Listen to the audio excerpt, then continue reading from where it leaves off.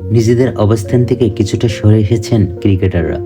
BCB সভাপতি আমিনুল ইসলামকে তারা জানিয়েছেন, বোর্ড পরিচালক নাজমুল ইসলাম যদি তার বক্তব্যের জন্য প্রকাশ্য ক্ষমা চান এবং বিসিবি তার ব্যাপারে নেওয়া সিদ্ধান্ত অটল থাকে, তাহলে আগামীকাল থেকে তারা মাঠে খেলতে নামবেন। কিন্তু বিসিবি সভাপতি আমিনুল ইসলাম নাকি তাতে সম্মত হননি।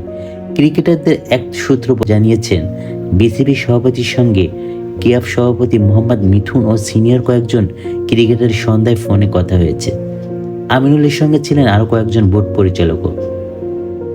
ফোনের স্পিকার অন হয়ে কথা গোপন ক্রিকেটাররা ওই দাবি জানিয়ে বলেন, যেহেতু এই মুহূর্তে অনূর্ধ্ব 19 দল ও নারী দল দেশের বাইরে খেলছে, একই সঙ্গে তারাও বিপিএল খেলতে চান। ক্রিকেটের বৃহত্তর স্বার্থে তারা কাল থেকে মাঠে নামতে প্রস্তুত, তবে শর্ত একটি।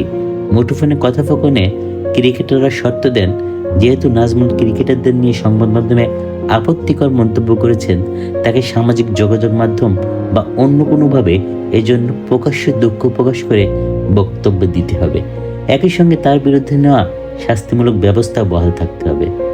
কিন্তু বিসিবি সভাপতি আমিনুল নাকি ক্রিকেটারদের এটি সম্ভব নয় বলে জানিয়েছেন। তার দাবি, নাজমুল এরই মধ্যে তাদের কাছে তার মন্তব্যের জন্য দুঃখ প্রকাশ করেছেন। যেহেতু তিনি একজন সম্মানিত মানুষ, প্রকাশ্য তিনি ক্ষমা চাইতে পারবেন না। বিসিবি সভাপতি তাকে এ ধরনের কোনো অনুরোধ করতে পারবেন না বলে নাকি জানিয়ে দেন ক্রিকেটারদের। ক্ষুদ্র ক্রিকেটাররা তখন তাকে বলেন, নাজমুলের সম্মানিত ব্যক্তি, তাই বলে ক্রিকেটারদের কি সম্মান নেই? তিনি যেহেতু প্রকাশ্যে এ ধরনের মন্তব্য করেছেন, ক্ষমা তাকে প্রকাশ্যেই চাইতে হবে। আমিনুলদের ক্রিকেটের প্রস্তাবে রাজি না হয় অসমাপ্তভাবে শেষ হয় দুই পক্ষের আলোচনা।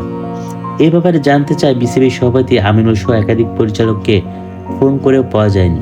তবে কোয়াব সভাপতি মোহাম্মদ মিঠুন এরকম একটি আলোচনা হয়েছে বলে জানিয়েছেন। পরে কোয়াবের এক সংবাদ বিজ্ঞপ্তিতে বলা হয়, বিসিবি পরিচালক এক নাজমুল ইসলামকে অর্থ কমিটি থেকে সরিয়ে দেওয়ার সিদ্ধান্তকে আমরা স্বাগত জানাই। যেহেতু তাকে কারণ দর্শানোর নোটিশ দেওয়া হয়েছে এবং তার পরিচালক পদ নিয়ে প্রক্রিয়াগত কারণে বিসিবি সময় চেয়েছে, সেই সময়টুকু আমরা দিতে চাই। তবে আশা করব সেই প্রক্রিয়া চলতে থাকবে। নাজমুলকে কেন্দ্র করে ক্রিকেটারদের বয়কটের কারণে আজ বিপিএল এর 2টি ম্যাচ মাঠে গড়ায়নি। সূচি অনুযায়ী আগামীকাল 2টি ম্যাচ হওয়ার কথা, কিন্তু এরকম একটা অবস্থায় ক্রিকেটের ভারসাম্য সত্যিই নষ্ট হচ্ছে। বাশার সবুজ, নেক্সট নিউজ 24।